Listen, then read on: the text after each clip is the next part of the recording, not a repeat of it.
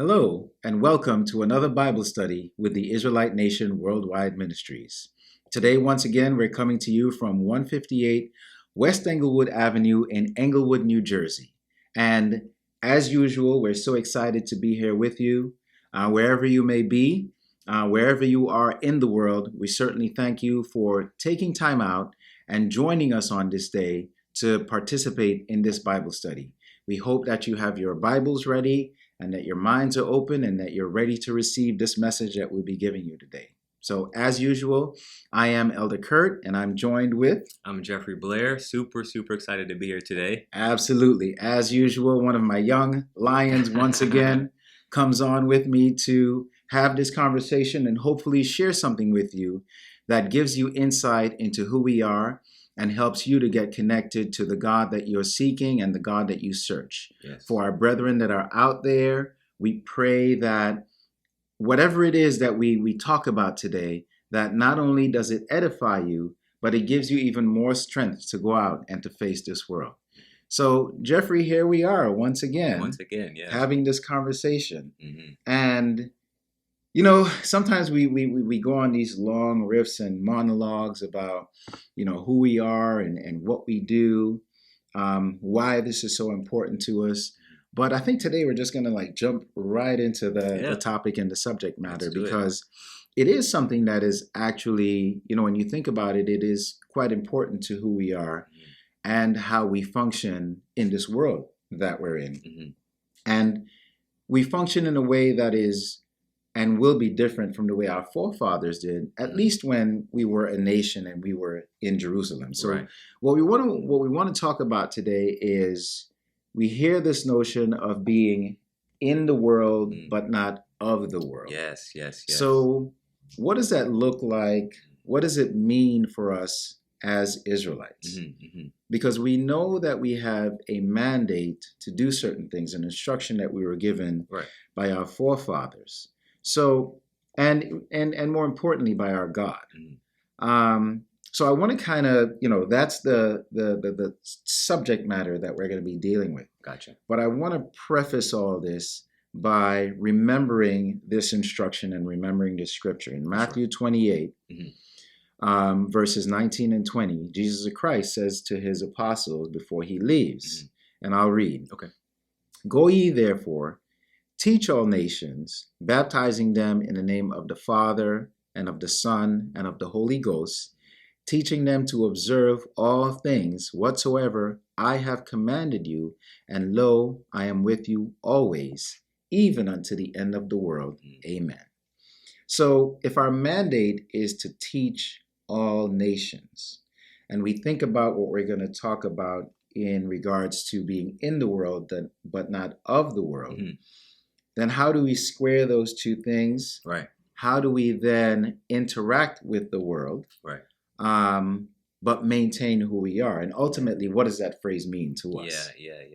I mean, for me, when I think of that, for some reason, I'm reminded of the movie The Matrix, and how I think the main character's name is Neo in that movie.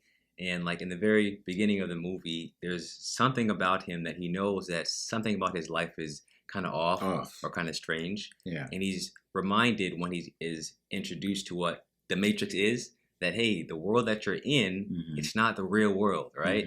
You have a different mindset or mission, and it's your job to, in the movie, save the world, right? And so I think for us as Israel too, to understand that too as well, is we are in the world, but we're not supposed to be of the world like people in this, we'll say, the Matrix, Yes. For sure. Yeah, and it's interesting that you bring that example up, because I think for all of us as Israelites, when we saw that, we were like, yeah, that's it. That's it. We always knew something was off. They know something. Right. Somebody out there knows something, and we always get that notion. So what we're going to do with that thought in mind, especially from the standpoint of what you just mentioned with regards to us being in that vein where we are in this environment, we are in this setting, but we're not necessarily such a part of that setting, although we are, but we're not, I don't want to say an integral part, because we are an integral part to that setting, but we're not so integrated is probably the best way to think about it Yes. into the environment that we're in. And for those of us that were not born into Israel, we can certainly connect with that notion of sort of looking at the world around you and thinking something is just not right here. Yeah. You know, the way I am feeling, the way I understand I should be existing in this world is not consistent with what I'm seeing Right. out there.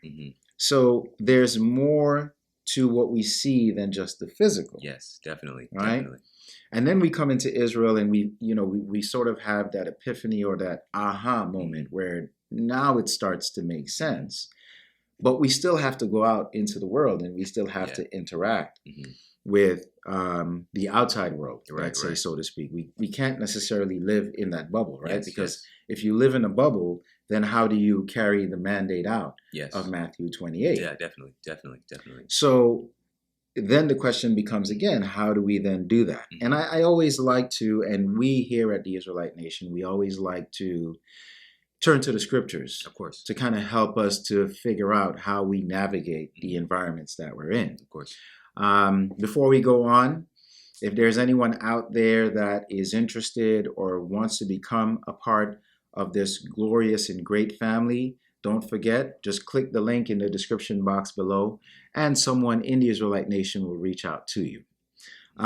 So just moving forward, we like to use the scriptures to see, okay, how did our forefathers do it? Because we don't have to reinvent the wheel. Of course not, yeah. The template has already been laid for us, and that's part of the reason why we have the Bible for us, written in the way that it's been written, so that we can go back and let our forefathers lead us through these environments that we exist in. Yeah. Because really, there isn't anything that we're going through that our fathers didn't experience. Yeah. So we can always turn back to them, look at their successes, look at their failures, and sort of base our lives on those things. Get some guidance with you. Yeah.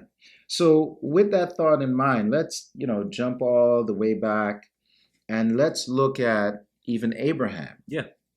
And how this all started. We know that this all started with Abraham, and at this point, we have had multiple lessons and messages about Abraham, who Abraham is and who he was, and his transformation and his value to this nation, and him being a friend to the God of Israel. Yeah, and the covenant and all that stuff. Exactly, and how all those things went through him. But it's like anything else. We can always go back. Like you continually go back to your grandfather and ask him questions about experiences that he had. So we don't necessarily have our grandfather Abraham here with us to ask him these questions, but we do in a way because we have his experiences. So let's go to Book of Genesis. Okay, let's do it. And we'll go to chapter 12. Okay.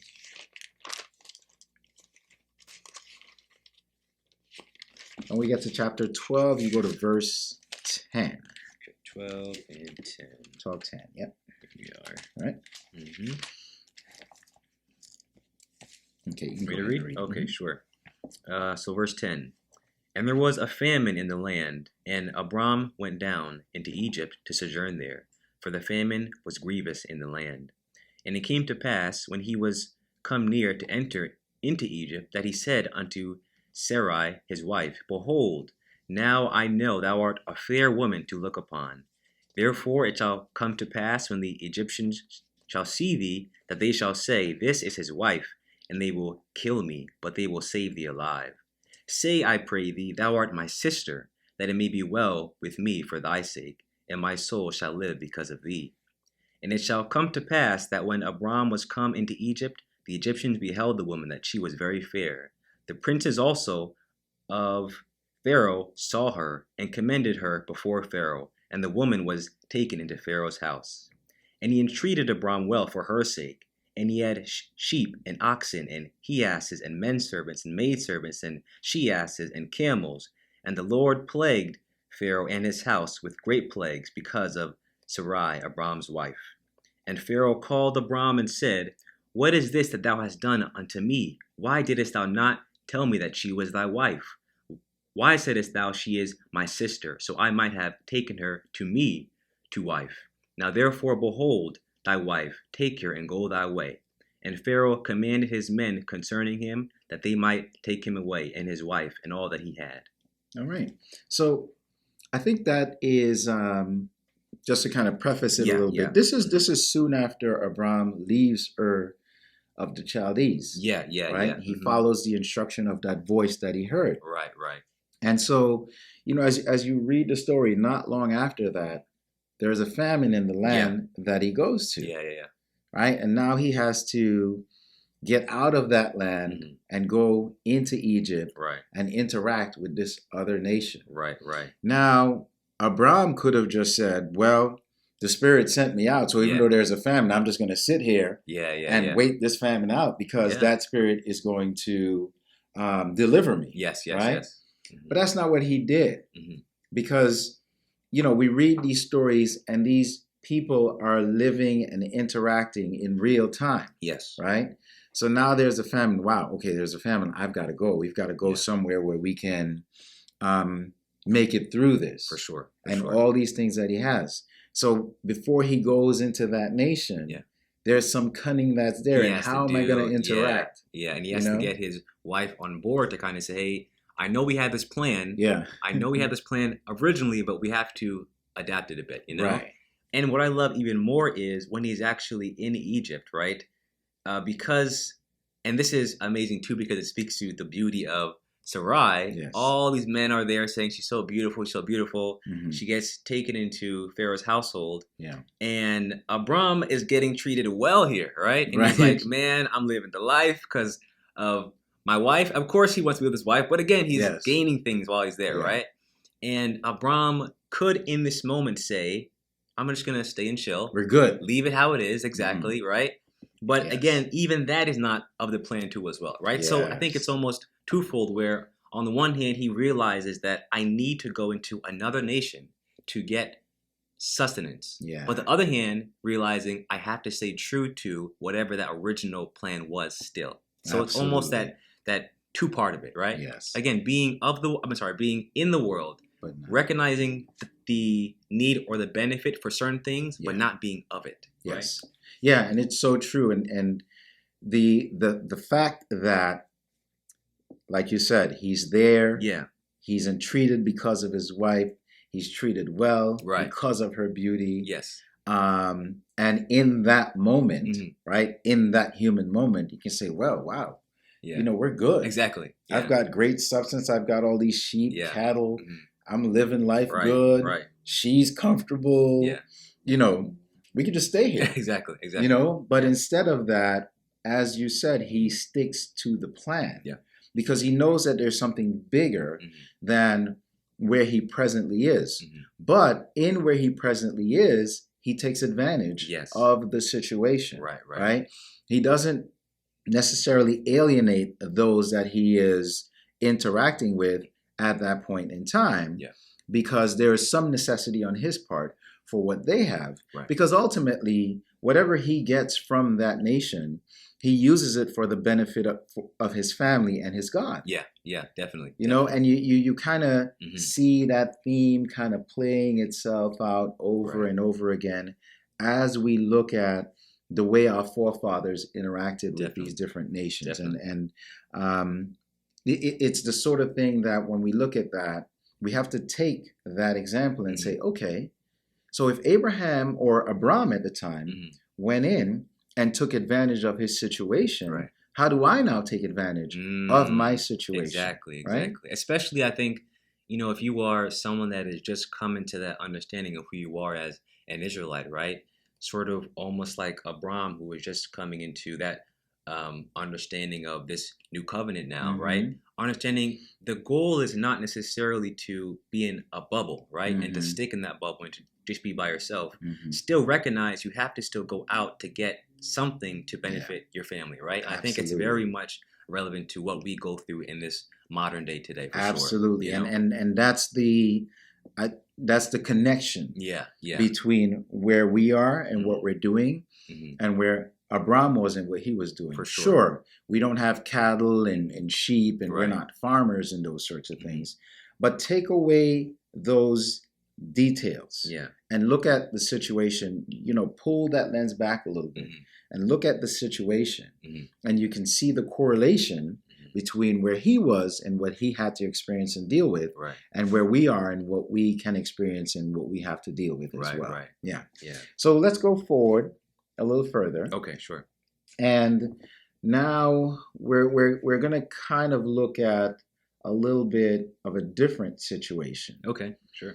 Because if we fast forward and we go to Joseph's story, and the things we know about Joseph, right? Yeah. As a young man, he has a dream. His brothers are very jealous. Right. Coat of many colors. Coat of many colors. I love the lesson that Priest Kirk did recently, or Elder Kirk did recently.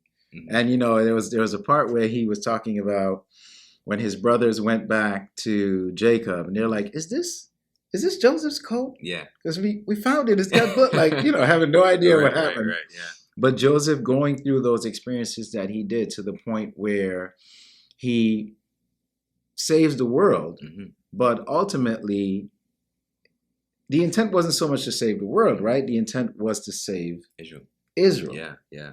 And ultimately he saves Israel, and Joseph, Jacob comes into Egypt with the family. And as we say, we came into Egypt as 70 souls. As a family, and we left Egypt as a nation. But before we get there, let's read about Joseph and the sort of benefits that he got. Definitely.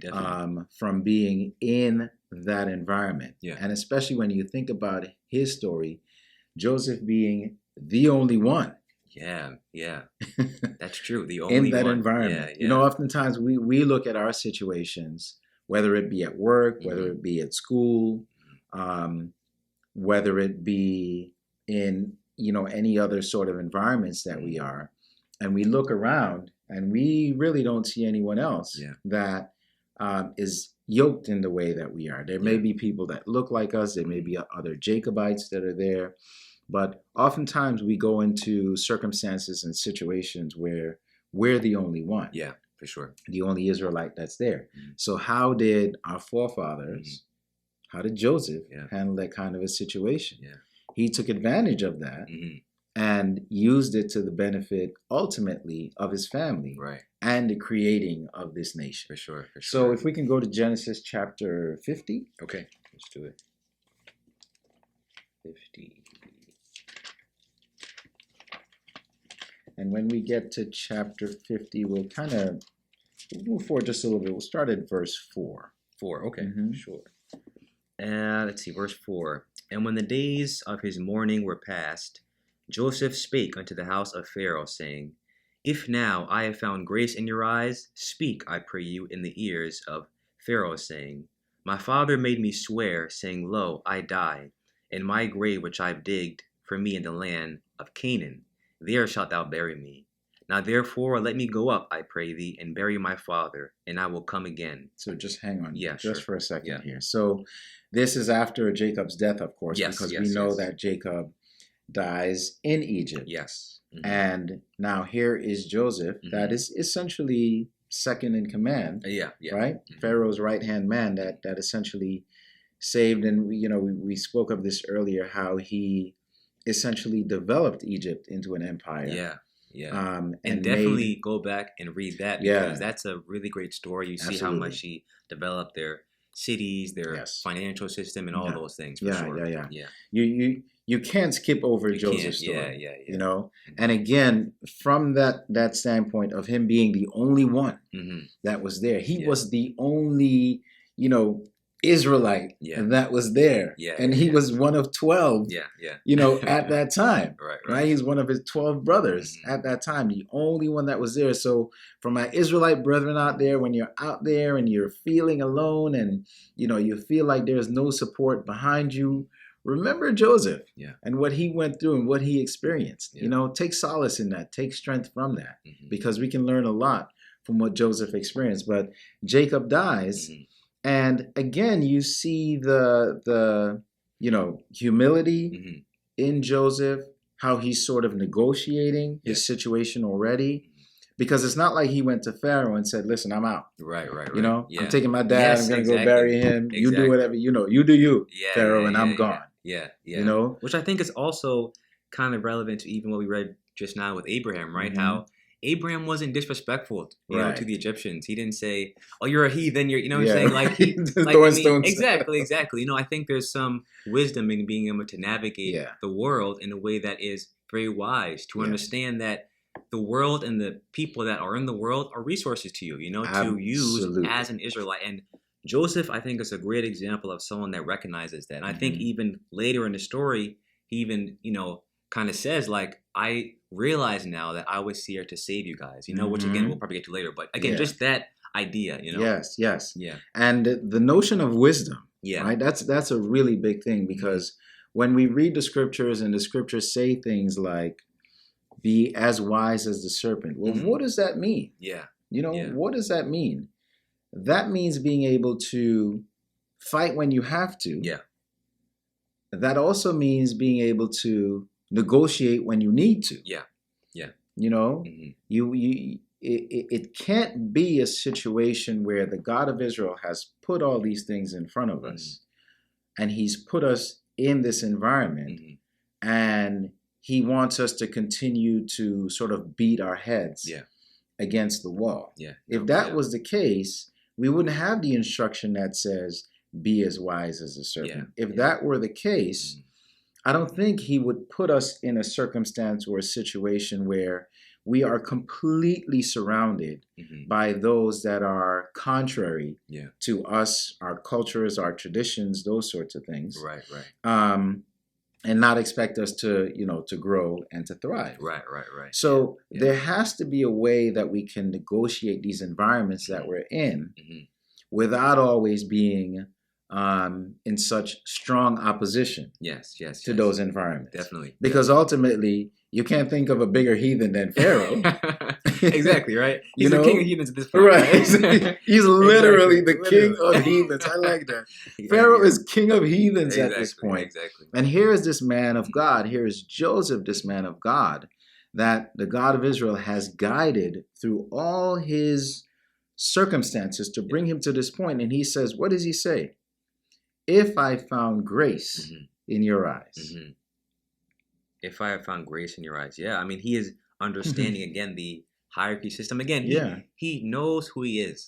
He knows who his God is, his father is. But still, in this situation that I'm in, I have to still give you honor as king here. You know, this is your domain here. You know, and I want to give you that respect that you deserve. Right? You know what I'm saying? So it's a two-way street that way. Yeah, for sure. Yeah, because, you know, the other thing he could do is, again, he could just puff his chest up and say, you know, you're a lowly Pharaoh, you're a heathen, you're a king of heathens, but my God is the greatest God, and I'm going to defeat you anyway, so I'm leaving. Right. You know, and I'm going to go with my family and do what we need to do. And I think the other interesting notion is, what brought Israel into Egypt? Famine. What took Abram into Egypt? Famine. So these physical situations that presented themselves unto us brought us into these circumstances where, or I should say, brought our forefathers into these circumstances where they had to figure out how to navigate that environment that they were in. And now, again, we're almost no different in a way, because now here we are in Egypt and we're in this environment that we have to figure out, how do we negotiate it so that we can serve our God in the best way possible? All right, so let's keep going. Okay. Where was I? Verse 6 or 7? Yeah, let's go with 6. Okay, 6. I think we started running around here. And Pharaoh said, go up and bury thy father, according as he had made thee swear.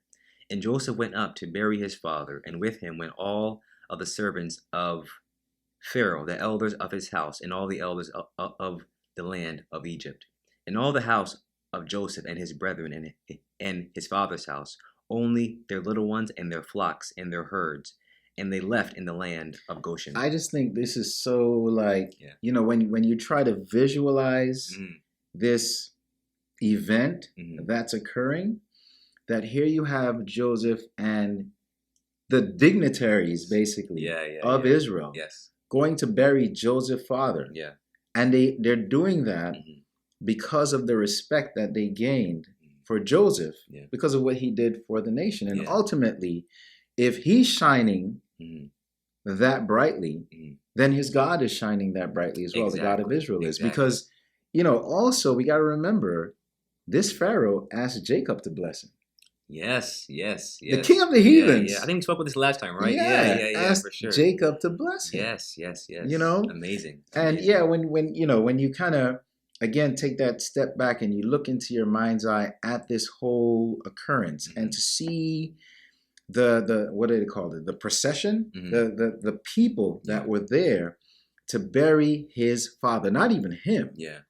To bury his father because of the respect and the reverence that the Egyptians had for Joseph is just an incredibly amazing thing to even, fathom. Yeah. That is amazing. That's really all right. Amazing. So 9? 9, okay. And there went up with him both chariots and horsemen, and it was a very great company. Very great. And they came to the threshing floor of Atad, which is beyond Jordan. And there they mourned with a great and very sore lamentation. And he made a mourning for his father 7 days. And when the inhabitants of the land, the Canaanites, saw the mourning in the floor of Atad, they said, "This is a grievous mourning to the Egyptians." Wherefore the name of it was called Abel Mizraim, which is beyond Jordan. And his sons did unto him according as he commanded them.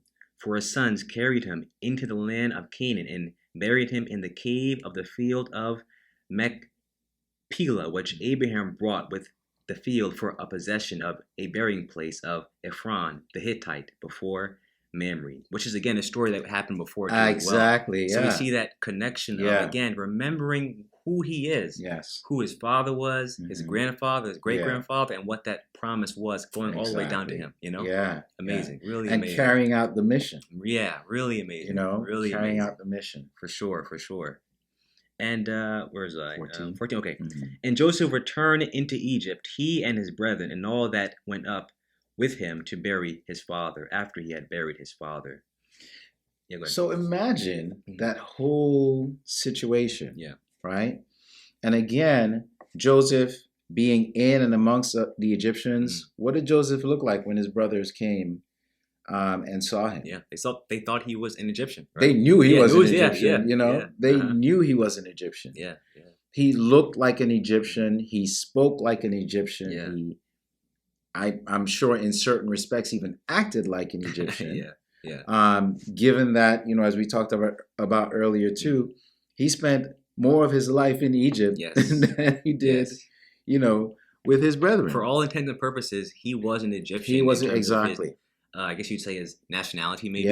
Yeah. He was literally in Egypt, but he was not of Egypt because ultimately he knew who he was deep down inside. Right. He gave reverence to his God. He continued to be respectful unto his God. He was respectful even unto his family and again, this is a great story that you really have to, read to get the fullness of Joseph and his personality. Yeah. But the fact that he negotiated his environment in the way that he did, to the point again where he developed Egypt into this world power. Yeah. But ultimately, this world power gave reverence to his father. Yeah. Maybe not to his God, but gave reverence to his father because of the respect that they gained unto him. Definitely. And it's because he exercised wisdom. Yeah.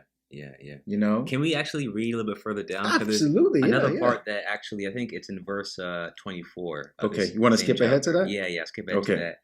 Because there's a part here that I really love too. It's when Joseph gets older now, right?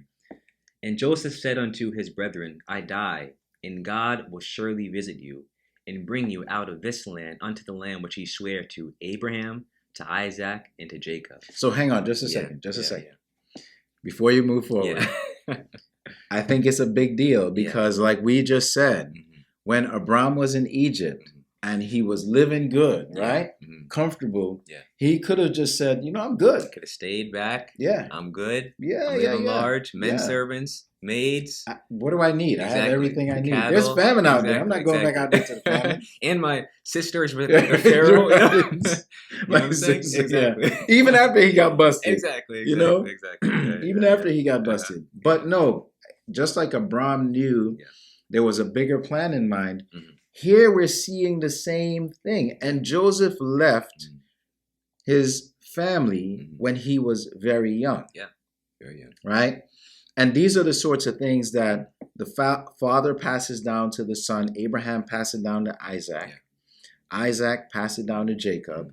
Jacob told his sons about what was to happen with the family. So Joseph knows this, right? And he says, we're going to come out of this land and our father is going to take us into a land that is even greater than this. Yeah.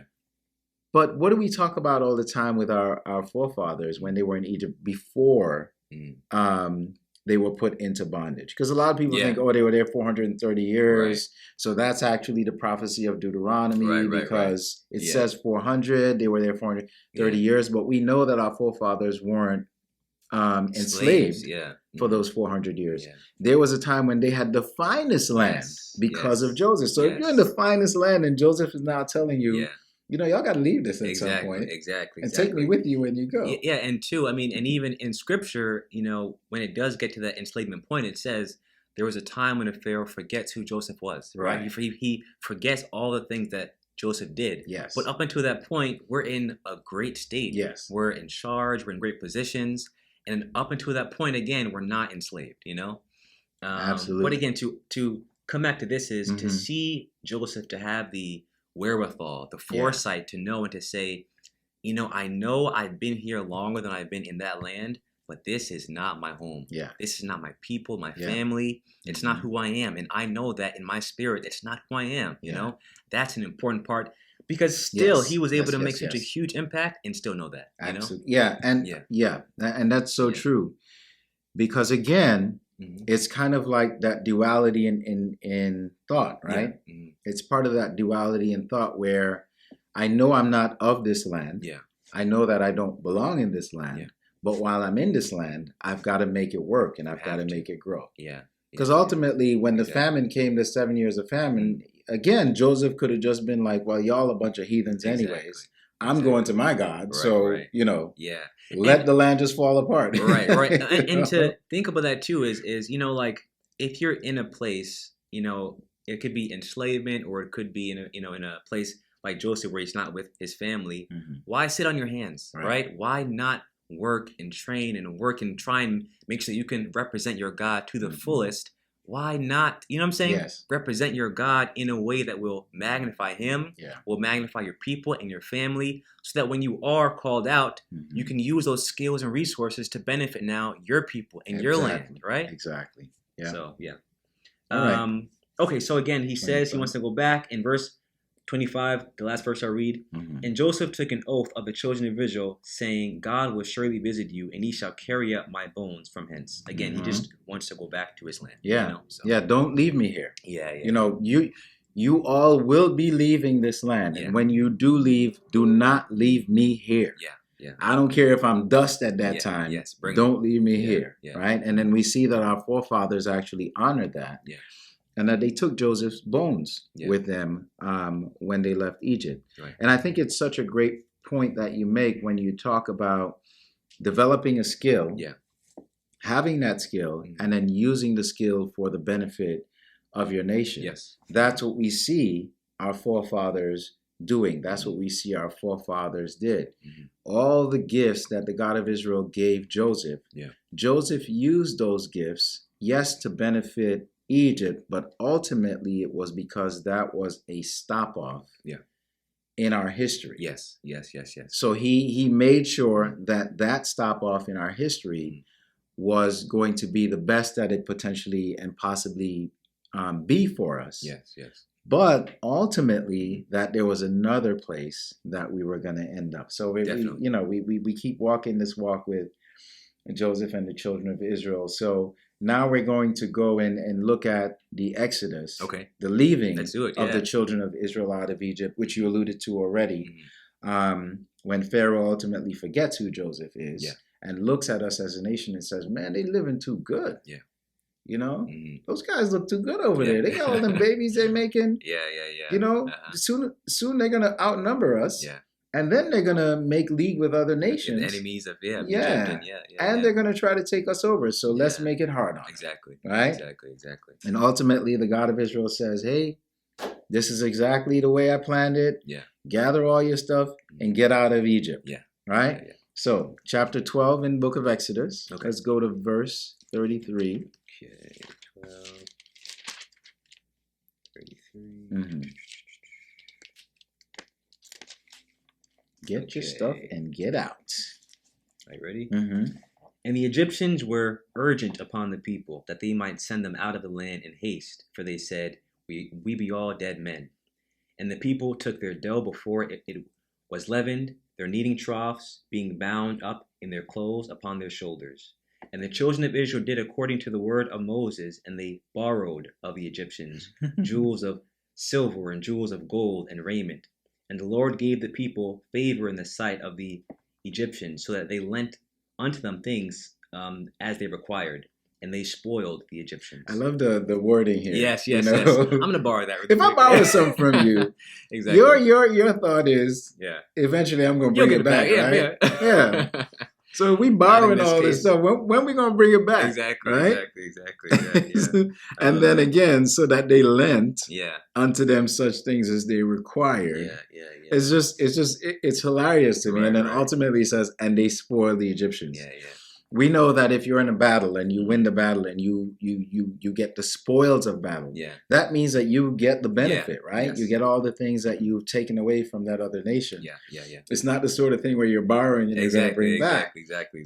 And the great thing about this is that now that they are leaving that situation, what do we think they used when they got out into the wilderness? Yeah, all these and the tools. God of Israel, told them, you have to build a tabernacle unto me. You have to worship unto me. You have to sacrifice unto me. What did they use? All these tools that they got. Exactly. All these tools that they got from the Egyptians. Because of the time that they were there and because of everything that the God of Israel put into place in terms of the plague and the Passover and all these sorts of things. But ultimately what they took with them is what they used to glorify their Father. Yeah. So as we were just saying, you look at that from the standpoint of that's a skill that you gain. Yeah. Whatever skill it is that you gain, you then use that skill to glorify your Father. And especially for us as Israelites in this day and age, and for Jacobites in this time,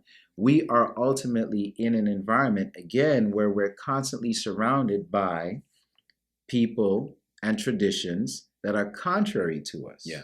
But we have to be able to negotiate, to navigate that environment such that ultimately we do gain skills. Yes. And the skills that we gain, we use them for the glorification of our Father. Of course, for sure. And I think also just connecting that to all these other stories. I mean, isn't it so fascinating that, again, Abraham went into Egypt with less than he had, came out with more.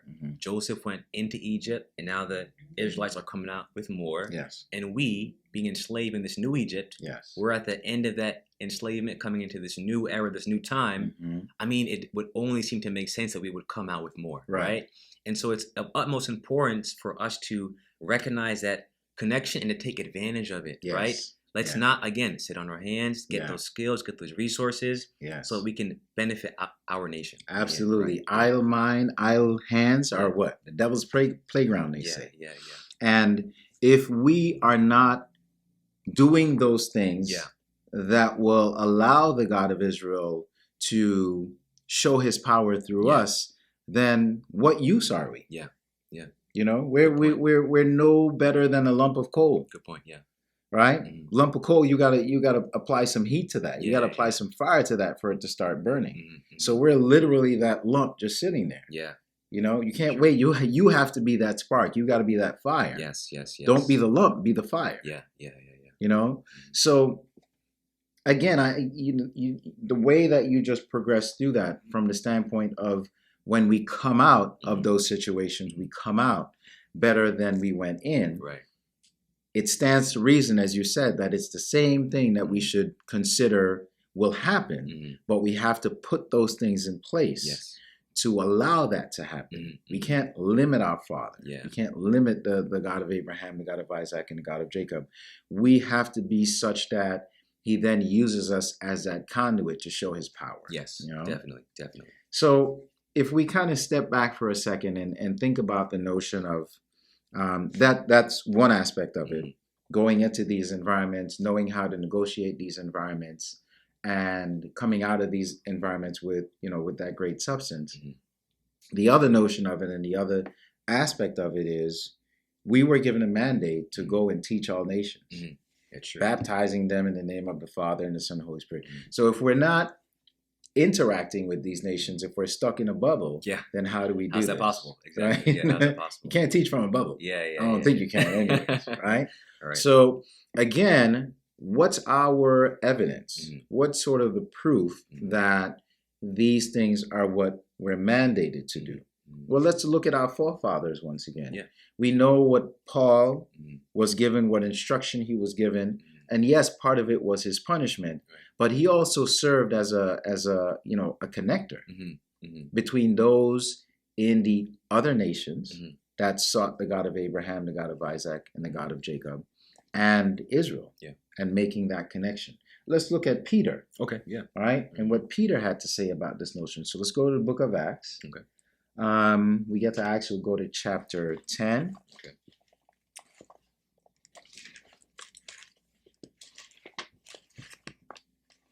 Because again, we're Israel, and especially in the day and age that we are now, in the time that we are now, and the mandate that we've been given, we can't exist as Israel in a box. We gave that up a long time ago. Yeah. And I always wonder too, again, if our mandate is again teach all nations, it almost seems like even when we came out of Egypt, right, and our instruction was to destroy the nations that were in that land and everything. It still seems that the ultimate goal was never, again, just to be in a bubble. You know? Because as you're just saying, like, how can you be in a bubble and still show the glory of the God of Israel? Right. Because you're having that candle under a bushel, right? You're not giving it the space in the room to really be able to grow. Exactly. And if we truly believe that we are God's people here on this earth, it would make sense that our job and responsibility is to lead the earth, lead the world in a righteous direction. Correct. And we cannot do that if we don't know anyone in the world, if we don't have any interaction with them, or know, or have the wherewithal to be amongst these people in a wise way. If that makes sense. Absolutely. It makes 100% sense. It makes 100% sense. How are you going to teach and be a kingdom of priests? I'm going to be a priest unto you. You're going to be a priest unto me. Exactly. So who we priesting? Exactly. Each other? Exactly. It doesn't make sense. Exactly. Why would we be called a kingdom of priests if we're just going to be a kingdom of priests unto ourselves? Right. Yeah. And again, in terms of growth and progression, what do we see in the scripture? This is just part of that story. So as we're in as we're in Acts chapter 10, let's go to verse 32. Okay, 32. Yeah. And once you read, then we'll kind of preface it and we'll talk a little bit about, because this is also one of those, kind of popular scriptures that's out there as well. This is just another part of it. So 32. 32, okay. Send therefore to Joppa, and call hither Simon, whose surname is Peter. He is lodged in the house of one Simon, a tanner by the seaside, who when he cometh shall speak unto thee. Immediately therefore I sent to thee, and thou hast well done that thou art come. Now therefore are we all here present before God to hear all the things that are commanded thee of God. Then Peter opened his mouth and said, Of a truth I perceive that God is no respecter of persons, but in every nation he that feareth him and worketh righteousness is accepted with him. the word which God sent unto the children of Israel, preaching peace by Jesus Christ, he is Lord of all. That word, I say, ye know, which was published throughout all Judea, and began from Galilee after the baptism which John preached, how God anointed Jesus of Nazareth with the Holy Ghost and with power, who went about doing good and healing all that were oppressed of the devil, for God was with him. So, just to kind of put the beginning onto this a little bit, a lot of times people talk about, the Bible says, what God has blessed, let no man call unclean. So this is where that notion comes from, right? With Peter having the dream and realizing and understanding that the dream was about going out to teach unclean people. Yes. Gentiles. Right. Not to eat pork or anything like that. Right, exactly. And, scrimps and, Exactly, make a whole smorgasbord right. of all these unclean foods. And at the same time that Peter was having his revelation, Cornelius has his revelation. Cornelius being a Gentile. Yeah. Not an Israelite that was turned into a Gentile or anything Gentile, of that sort, just being a Gentile. Right. And now Peter comes to Cornelius' home, and Cornelius has a group of people, Gentiles that are there with him, that want to learn about this God. Now imagine if Peter was of the notion, which he was before, right? He had to have the dream to understand and realize that this thing, it was okay. All right, Peter, it's okay for you to do this, right? So again, this speaks to that notion of once the instruction was given unto them by Jesus Christ, they had a job that they had to go do. And when there was a time when, as Israel, we were separated from the world, although there were things that were always put into place in Israel for strangers and whoever wanted to learn about our God and to worship our God. This was like another step, of course, in that progression. And as it says, what verse was that? Let me find it here. Of a truth, God, person, respect. 35. Yeah. So, but in every nation, he that feareth him and worketh righteousness is accepted with him. Yeah. So now there are people that are in other nations, all over the world that want to serve our God. So if, again, we remain in that bubble, then how do we find those people? How do we then carry out the mandate of Matthew 28? Right. How do we teach all nations? And it's not the sort of thing where we're going to Yugoslavia and we go to the whole Yugoslavian government and we say, you all have to turn to the God of Abraham, the God of Isaac, and the God of Jacob, right? But if there's a Yugoslavian that comes to us and says, I want to learn about your God, our job is to teach him. Our job is to teach. Our job is to teach him. And I don't understand, someone being contrary to that notion, because again, why would you not want to teach people about your God? Right. Why would you not want to represent your God? And I think we see even other nations that do that all the time. I mean, even the whole idea of different nations going through the land of Africa, for example, they would, put their own indoctrined philosophies amongst these people. Not that we're going to do that, but again, just the notion of maybe we should. just the notion of understanding the importance in I need to get as many people as possible to praise my God. Because when I get people to praise my God, I'm blessed. My people are blessed. We are blessed. And our God is full of blessings. Why would I not want that? And it doesn't make any sense at all to say, this is mine. I'm going to be in the bubble. This is my God and my thing. Our job is to teach all people in all nations so that more people can praise and worship our God. And it's interesting because it brings us to the parable of the gifts that were given unto the men. And the man that got the most gifts, he multiplied his.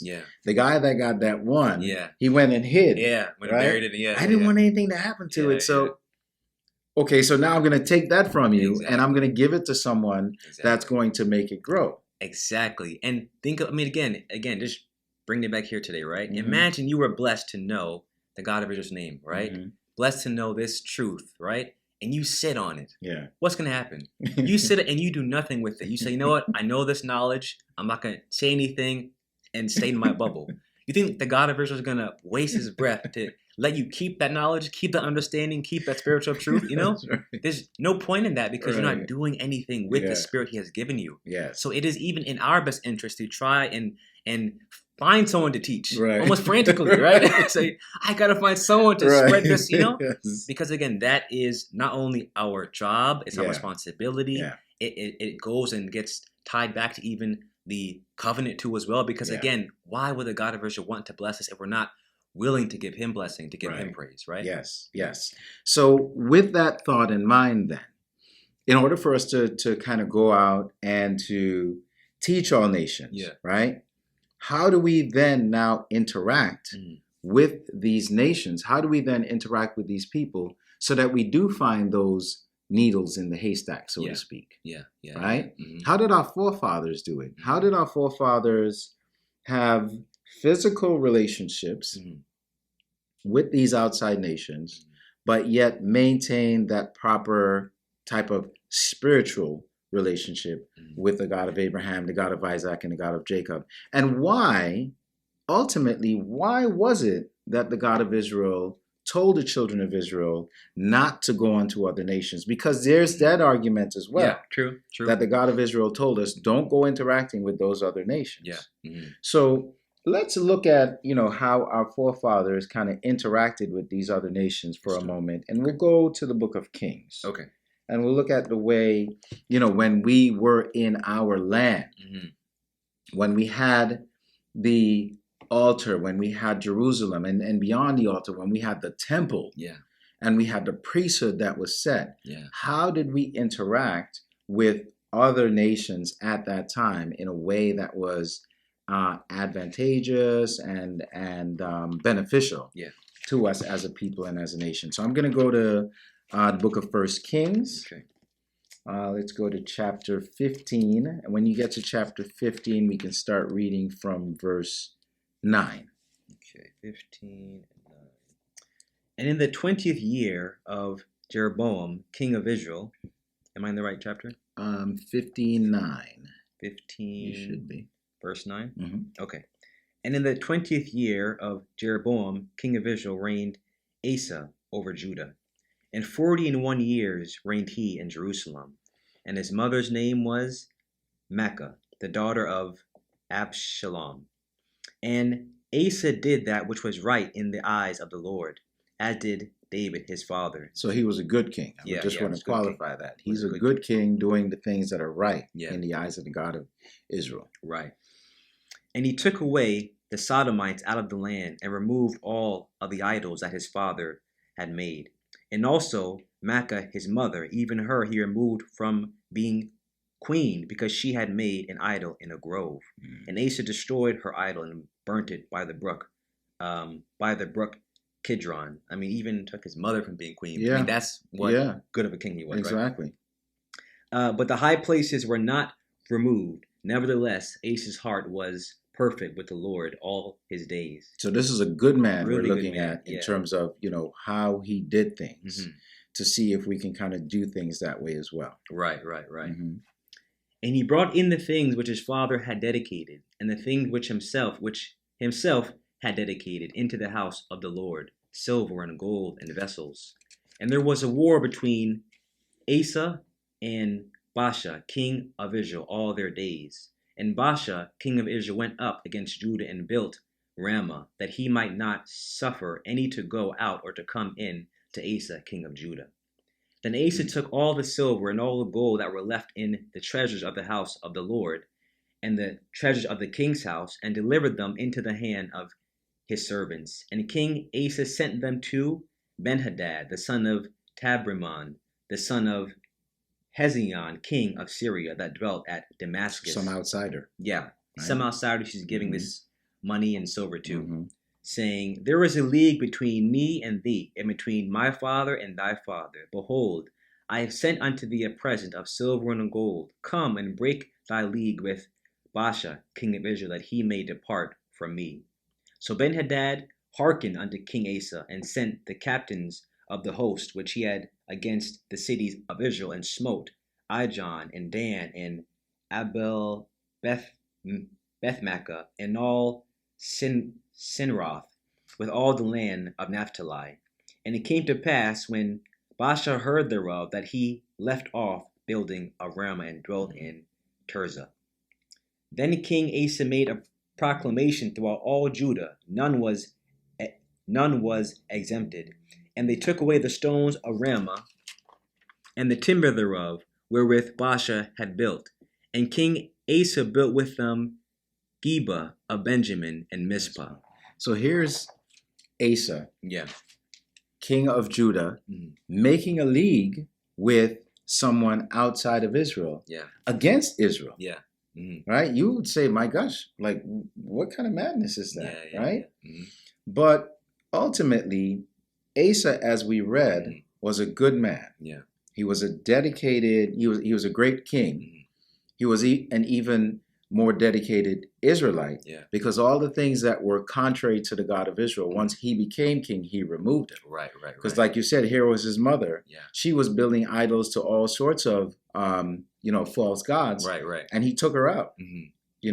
He destroyed groves, all those things. He restored the God of Israel in Israel at the time. Yeah. And here is his brethren in Israel fighting against him. And not only fighting against him, but now they're building basically a new city, so that instead of going to Jerusalem to worship, they do their own thing. They'll be doing their own thing. So Asa makes a league with another nation, to go against his own people. Yeah. Because ultimately his people were not going to be worshiping the God of Israel. Even though they were Israelites in name. Right. They weren't going to be worshiping the God of Israel. So here we see our forefather making a league with another nation and gaining benefit from that. Before we go further, let's just read one more. Sure. Because I think this one is really huge. Sure. This one is really huge. We'll go back a little bit to King Solomon's story. Okay. So let's go to chapter 5. We're still in 1 Kings. And then we'll read from verse 1 to 12. Because I've always been fascinated by, this notion and this interaction between Solomon and what we're going to read here. For sure. So I'll let me take this one. Yeah, okay, sure, good. Yeah. Clear my throat a little bit here. So 1 Kings chapter 5. And Hiram, king of Tyre, sent his servants unto Solomon, for he had heard that they had anointed him king in the room of his father, for Hiram was ever a lover of David. I mean,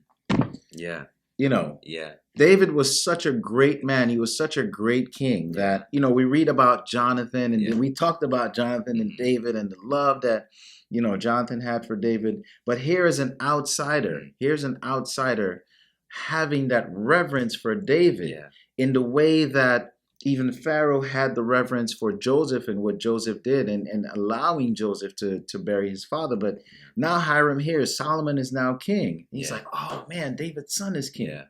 And he does this. Exactly. And Solomon sent to Hiram, saying, thou knowest that David my father could not build an house unto the name of the Lord his God for the wars which were about him on every side, until the Lord put them under the soles of his feet. But now the Lord my God hath given me rest on every side, so that there is neither adversary, nor evil occurrent. And behold, I purpose to build an house unto the name of the Lord my God, as the Lord spake unto David my father, saying, thy son, whom I sent upon thy throne and thy room, he shall build a house unto thy name. This is Solomon sending a letter to Hiram. Right? Solomon sending him the letter. Hey, you and my dad were great. You guys were tight. Now you know what my dad. How does Hiram know all these things, right? Him and David have those conversations. Oh, listen, man, I want to build this house to my God. But because of all the stuff that I've done, like, I can't do it. Isn't that amazing, though? That's Absolutely, amazing. Man. And I think if you read the story of David, you'll see he was someone that was a master, like a Yeah. master class in knowing how to navigate things Yes. other nations. Talk Master about class in wisdom, that. Yeah, being as yeah. wise as the serpent. Yeah, yeah. Because ultimately, he's David. Yeah. David could have just said to all the nations out there, right. you are my enemy and Exactly. you are my footstool, and I Right. will destroy you with this sword. Exactly. But obviously, when you see this sort of interaction, you know that as a king living in a physical world, he used his wisdom to make sure that his nation was always well taken care of, right? Yes, yeah. And so now here's his son. His son could have said the same thing. Yeah. Now I want to build this house to my father. Go out there and let's get the things that we need to build this house. But that's not what he does, right?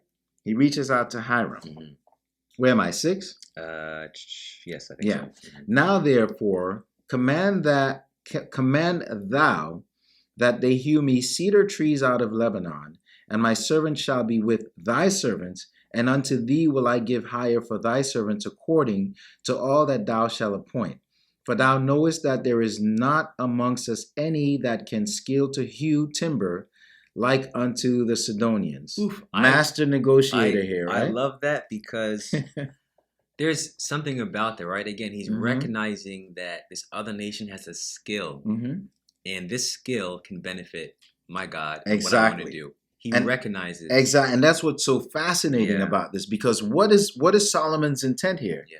He's going to build that place that the Spirit of God is going to come down and reside in. Yeah. And he's going to another nation and saying, hey, man, listen, you guys got the skills to give me this thing that I need. Yeah. Let's work this out. Yeah. Right? Yeah. He's not saying, I'm just going to pray and just bring fire and brimstone down upon you, and then we'll just come in and take the cedar trees and do what we have to. No. Yeah. Master negotiation. Yeah. You know, none amongst us that can skill to hew timber like unto the Sidon. We got to learn to use words like our forefathers, man. And not just that too, but even the idea of having another nation, right? To say, I want you to, give this for the building of the house. You to give that. I mean, think about that. In a way, all these other nations are also honoring our God. Yeah. You know what I'm saying? It's almost like a way of making them honor our God in a way. And in what other glorious way? You know what I'm saying? That's just a really impactful thing, I think. Absolutely. Because ultimately, he tells Hiram what his intent is. Yes. So why are y'all cutting those trees down? Yeah. Oh, because the Israelites want to build a temple to their God. Yes. What? Yeah. They want to build a house to their God. So we're cutting these trees down to give them the supplies for them to be able to do that. Think about that. Yeah. You know, this is huge stuff, man. Yeah. And it came to pass, I'm in verse 7, and it came to pass when Hiram heard the words of Solomon that he rejoiced greatly. Wow. And said, blessed be the Lord this day, which hath given unto David a wise son over this great people. And in him seeing that Solomon wants to do this is giving praise to the God of Israel. Exactly. And what does he say? Blessed be the Lord this day, which gave David such a wise son. Yeah. Unbelievable stuff, man. Amazing. So in order for them to have that kind of relationship, do we really think that there was an adversarial interaction between them? Nope. I kind of doubt that. You know, there had to be some sort of cordial interaction between David and Hiram, and even beyond that, because they were obviously close. Yeah. Wow. To the point where this man rejoices when Solomon tells him, I want to build a temple to my God. And says, blessed be the Lord this day. Blessed be the God that is amazing. Amazing. I got it. Just a couple more. And Hiram sent to Solomon, saying, I have considered these things which thou sentest to me for, and I will do all thy desire concerning timber of cedar and concerning timber of fir. My servant shall bring them down from Lebanon unto the sea, and I will convey them by sea in floats unto the place that thou shalt appoint me, and will cause them to be discharged there, and thou shalt receive them, and thou shalt accomplish my desire in giving food for my household. So Hiram gave Solomon cedar trees and fir trees according to all his desire. I'm going to stop there for a second. Yeah. Gave Solomon everything that he needed, like without even negotiating. Yeah. Okay, so I thought about everything you said, and I'm going to give you everything you asked for. Right. Like as an Israelite, what more can we ask for in this world? Yeah. You know, that we interact with the outside world and that they give us all the things that we need. Look at these physical things that Solomon is gaining to then go do the spiritual work of his Father. Yes. You know, That's and powerful. so again, it's very powerful. And when we stand back and we look at these things and we compare these situations to our lives now, how do we accomplish these? How do we accomplish this sort of thing? Because again, now we are in a world where the outside world is around us all the time. Yeah. We are intertwined, intermingled with the outside world. But how do we maintain this sort of relationship where we can interact with them, interact with the world, but not be overwhelmed and overcome by it? Yeah.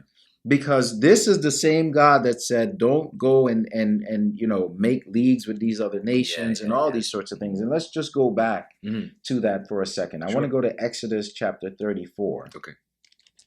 Because we have to, you know, look at that notion of the God of Israel giving that instruction and really understand why did our fathers say those things that he did? Why did he tell us, don't go into those other nations? Don't go amongst those other nations. Why did he do that? So as we get to chapter 34, if you can start at verse 11. 11, okay. Yeah. Observe thou that which I command thee this day. Behold, I drive out before thee the Amorite, and the Canaanite, and the Hittite, and the Perizzite, and the Hivite, and the Jebusite. Take heed to thyself, lest thou make a covenant with the inhabitants of the land whither thou goest, lest it be for a snare in the midst of thee. But ye shall destroy their altars, break their images, and cut down their groves. For thou shalt worship no other God, for the Lord, whose name is jealous, is a jealous God. Lest thou make a covenant with the inhabitants of the land, and they go a-whoring after their gods, and do sacrifice unto their gods. And one call thee, and thou eat of his sacrifice. And thou take of their daughters unto thy sons, and their daughters go a-whoring after their gods, and make thy sons go a-whoring after their gods. So what is the point? The point is that I don't, as the God of Israel, I don't want you to worship any other God. I don't want you to worship any other God and compromise this thing that we're trying to build, to compromise the kind of people I want you to be as my children. Because if you do make these allegiances, I'm afraid that you're going to worship their gods. And I think that's the key, is that spiritual side, the spiritual component. I don't want you to stay in a bubble so that you can, you know, just keep everything to yourself. I want you to be wise as you go out into the world, so you're not worshiping other gods and compromising what we're trying to do. You know? Exactly. And if you realize and if you recognize how the instruction is given, it's all to prevent that sort of thing. Yeah, you can interact with these nations, but you're not going to become family with these nations. Right? And if we give our sons and daughters, then ultimately what's going to happen? Our sons and daughters are going to turn and go a-whoring after their gods. Right. So that's what I don't want you doing. That's why I don't want you interacting with them. But you're in the world with them. And you have to be able to be wise. You have to use wisdom to interact with these nations and these peoples in order to get the things that you need so that you can then worship me in the proper way. I mean, think about that though. I mean, it's almost ironic, right? It's that, you know, I don't want you to go to these nations to worship other gods, but when you do interact with them, the purpose is to come back to worship me. You know what I'm saying? So again, it's funny that way. But I think also to consider too, it's like, you know, and to bring it back to this modern day is if you don't have that understanding of what the actual purpose of that is, which again I think you know I've heard said before by priests in this nation is you can't just simply take some words that you see in the law and drop it in the day of 2021, right? You have to have some sort of wisdom and understand the reasoning behind why something was told to our people, right? And in this case, if we can understand that the goal is to worship our God, not other gods, and we see examples of our people interacting with other nations, Yes. there's no argument, right? Yeah. You can interact with other nations, and you should teach them about your God, and represent your God, but never forget who you are. Yes. Never forget, like Joseph, who was in Egypt longer than he was with his own people, still at the end of it said, I have to honor my God. When I die, bring me back over there, right? That, again, that is the kind of thing we're talking about for our people, you know? Yeah, exactly. And, you know, taking it along that path and continuing to walk along that path, when you interact with these nations, there are certain things that, you know, you really have to think twice about doing in terms of how deeply you get in, you know, for lack of a better term, for how deeply you get in with these nations. Because again, ultimately, what you do want is you want to come out and worship your God. You don't want to go into that relationship and then the next thing you find yourself with these groves and you're building idols and all these sorts of things are happening that are turning you away from the God of Israel, when that interaction should actually lead to the opposite. Right? That interaction should lead to those that want to know and serve that greatest God, that you then become that teacher. Because ultimately that's who we are. We are that kingdom of priests. We're a royal priesthood. We're a nation of priests is who we're supposed to be. But we have seen, and we did see in our past, how our forefathers would look at other nations. The whole notion of us even getting kings was because we looked at other nations and we said, we want what they have. And it was never supposed to be that way. Right? Never supposed to be that way. Because ultimately, as the God of Israel had described and in his instruction when he said, I took away all these people out of the land and now I put you in the land. Now, why would you want to go back to these people and look at them as the example? That was not the point, Israelites. Right. That wasn't the point. You were supposed to be the example.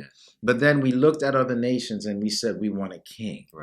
So the God of Israel gave us Saul. And then that didn't work out.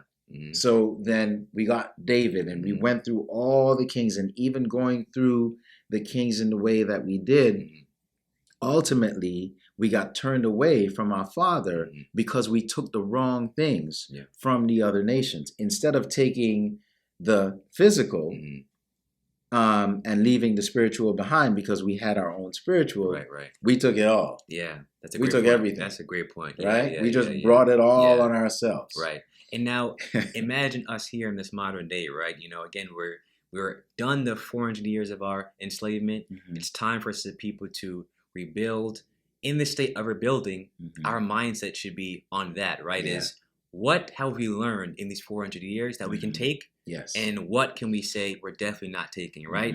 As a really obvious example, let's not take Christmas, you know what I'm saying? But let's take, you know, the skills, the resource, that we can take to say, let's use this to build up our nation, right?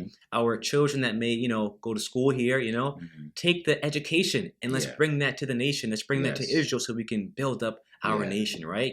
But leave behind the, you know, the Christianity and the worshiping of other gods. That's not who we are as Israelite people. Right? And I like that notion of, you know, even if you look at something like a Christmas, or you look at something like a Thanksgiving, or you look at something like an Easter. Now, yes, we don't do those things, and we understand that, and we understand why we don't do those things. But again, pull the scope back a little bit and see how the nation shuts itself down for that time. You know? So now when we have our Passover, when we have our Feast of Tabernacles, when we have our Sabbath days, when we have our holy days, how about our nation? Shuts it down. How about we build towards developing the nation such that we can shut it down? Exactly. Right? And if we're going to do that and we're going to build towards that, where are we going to get these skills from? You know? And you know, and there's no coincidence that we are in the New Egypt, right? No coincidence that, like, you know, we are in a time in which we can educate ourselves. Yes. We can tap into these resources. Yeah. And I think because of that, again, it's almost like, again, if you know who you are as an Israelite and you have that knowledge, there's no excuse not to be trying in some way, shape, or form to be pushing the agenda of your people forward, right? And tapping into those resources that we have today. Yes. You know? Growth, right? Yeah, Always thinking growth of the nation, growth of the nation. And that, again, we take advantage of the physical tools that we have around us. Yeah. Look again at what our forefather Solomon did. He went to another nation. He went to another king and he said, you have the skills to give me the tools that I need. Look at our forefathers that came out of Egypt. The God of Israel even made it such that when they came out of Egypt, they came out with spoils. Yes. And all the jewelry, the gold, the textiles, all these things that they took with them, they then used these things in the worship of our Father. Yes, yes, yes. Solomon did the same. He used the tools, he used the things that were given unto him by other nations to then worship our Father. Yeah, yeah. Which I think, you know, and I think that's so important too. And I think even specifically for young people too as well. As young people strive to, again, do their careers or think about their goals for the future. Yes. If your agenda, if your reasoning is to praise your God and you're trying to tap into the resources of this world, do that with faith. You know what I'm saying? Because again, that the God of Israel wants that to occur. He wants you to say, you know what? I'm going to tap into these resources so that I can bring that back and worship my God. You know? Absolutely. If that's your goal, it's going to be successful. You're going to be successful. Yeah. And that's the reason, that's a big part of the reason, as you were saying, that we have exposure to these things. Yes, yes. So that we can develop these goals. You know, how many Israelites do we know that, let's say, for instance, is a master contractor? Yeah. Right? How many Israelites do we know, for instance, that is a brain surgeon? You know? Yeah. How many Israelites do we know, for instance, that is a super financial consultant? Yeah, yeah. Right? And even those Israelites that have these skills, where did they learn them from? They didn't just wake up one day and the Spirit was put upon them and all of a sudden they knew how to, be a master builder or whatever it is. They actually went out and learned those skills from the environment around them.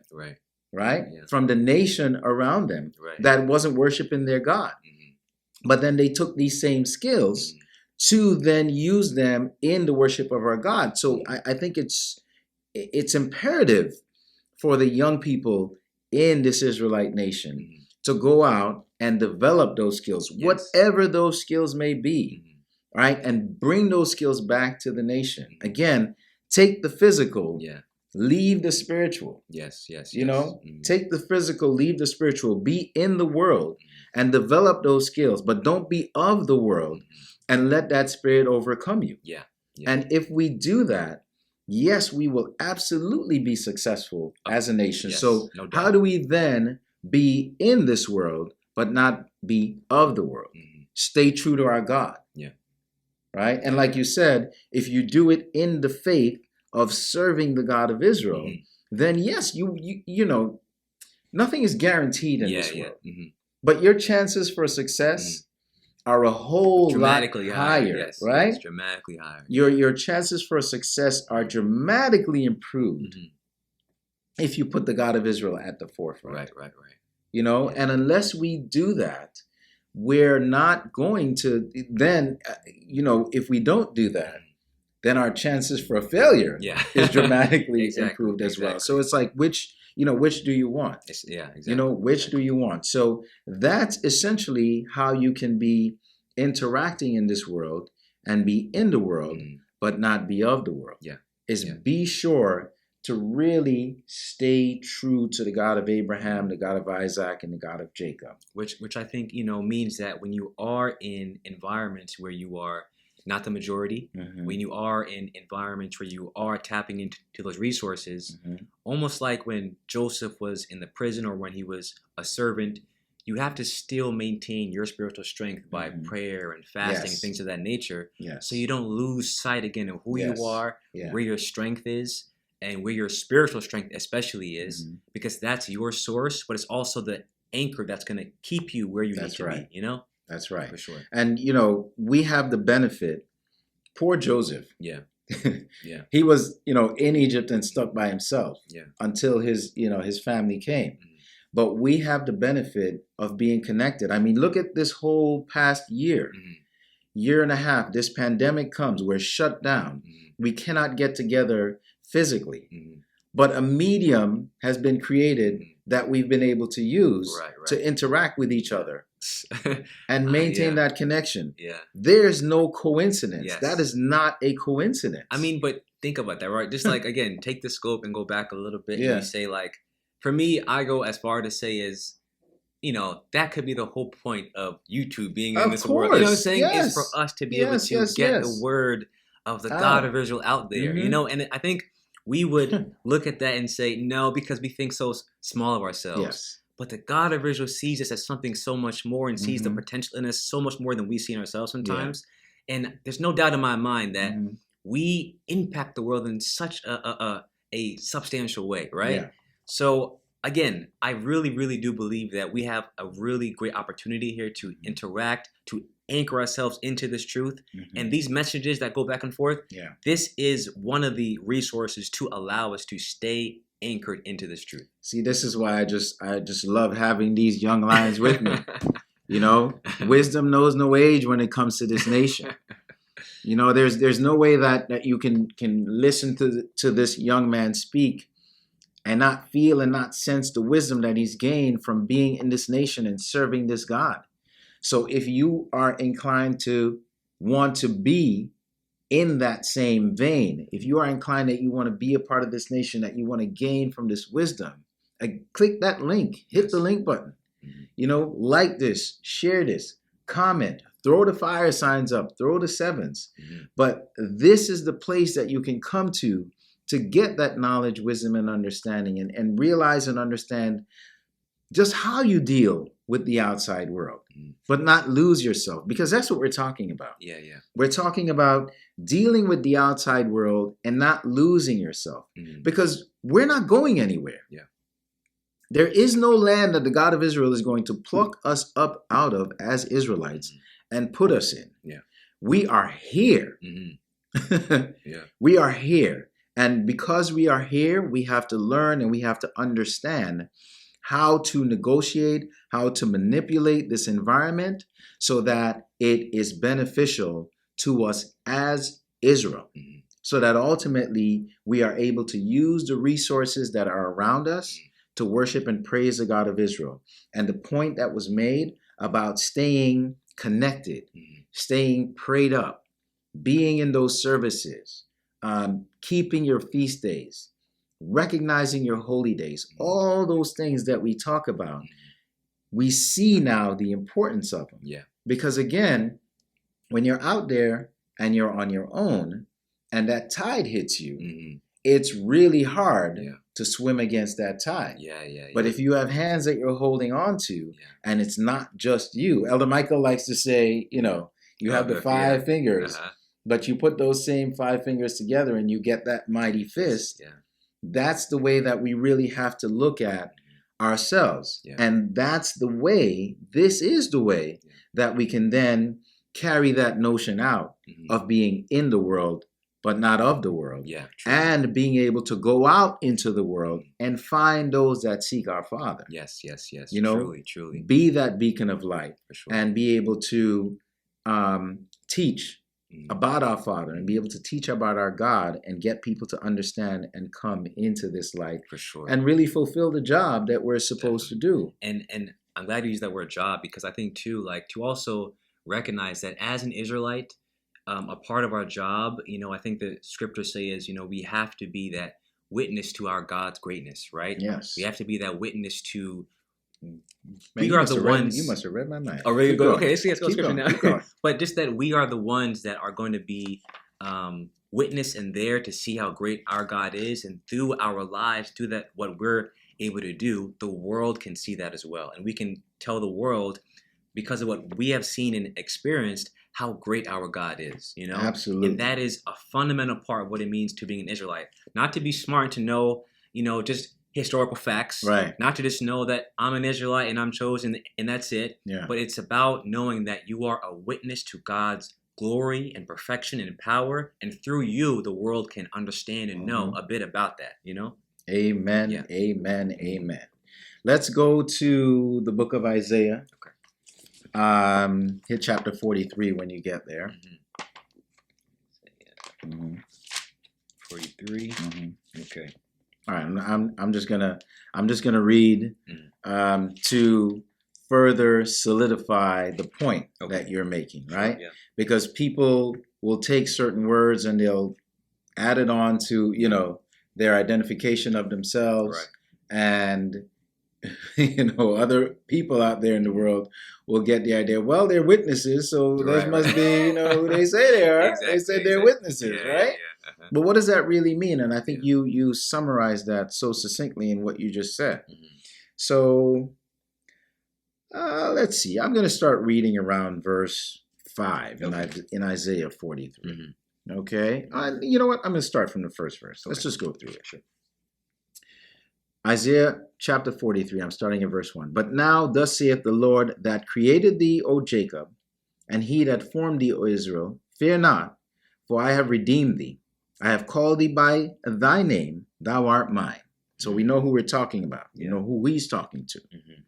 When thou passest through the waters, I will be with thee, and through the rivers, they shall not overflow thee. When thou walkest through the fire, thou shalt not be burned, neither shall the flame kindle upon thee. I am the Lord thy God, the Holy One of Israel, thy Savior. I gave Egypt for thy ransom, Ethiopia and Seba for thee. Since thou wast precious in my sight, thou hast been honorable, and I have loved thee. Therefore will I give men for thee and people for thy life. And I know we've read this before, but just soak these words in. Fear not, for I am with thee.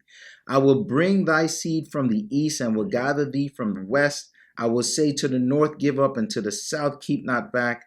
Bring my sons from far, and my daughters from the ends of the earth. Even everyone that is called by my name, for I have created him for my glory. This is what we're talking about. We're here to glorify the God of Abraham, the God of Isaac, and the God of Jacob. And we interact with the world, and we take those things out of the world that allow us to do such a thing. For everyone that is called by my name, for I have created him for my glory, I have formed him, yea, I have made him. Bring forth the blind people that have eyes, and the deaf that have ears. Those that are seeking, find them and bring them unto me. Let all the nations be gathered together, and let the people be assembled. Who among them can declare this and show us former things? Let them bring forth their witnesses, that they may be justified, or let them hear and say it is truth. Ye are my witnesses, saith the Lord, and my servant whom I have chosen, that ye may know and believe me and understand that I am he. Before me there was no God formed, neither shall there be after me. So this is what we have been made for. The God of Israel says it. I made you to be my witnesses. Go find those people that are looking for me and bring them back. Go out into the nations. Interact with the nations in the east, to the west, to the north, to the south. Find those people that seek me, even beyond just your family and your brethren, and bring them unto me. Be in this world, but don't be of this world. Truthfully. Oh my gosh. And and for even that question is saying, who's going to be the one to show them that this is the truth? Exactly. You are, right? Right. You are. That's your job. That's what I've put you out there for. And no matter where you go and what you do, don't be afraid. Because I'm with you. So go out there into the world. Interact in the world. Get those skills. Hone those skills. Refine those skills. And bring them back to this nation so that we can continue the work of building this house to the God of Abraham, the God of Isaac, and the God of Jacob. Amen. The 400 years are up, brethren. The 400 years are up. Even for the visitors that are out there. This is our time. This is our time of great substance. So again, I encourage everyone, go out into the world, gain those skills that you need so that you can come back into this nation and help us build this family and this nation so that we can glorify and worship our God in the way that he has prescribed that we should. Yeah. So with that, thank you, of course, young lion, for your words of wisdom. I love it. Yeah. Yeah, we should just do this every day, right? Every day we should just do it. I love it. I love it. I thank you all for allowing us to come into your homes this day. I hope that the message that we presented unto you, that you've actually gained from it. And again, if you're so inclined that you want to be a part of this family, of this nation, again, you click the link in the description box, and someone from this Israelite Nation Worldwide Ministries will be in contact with you. But until such a time and until we meet again, I leave you with peace. Peace.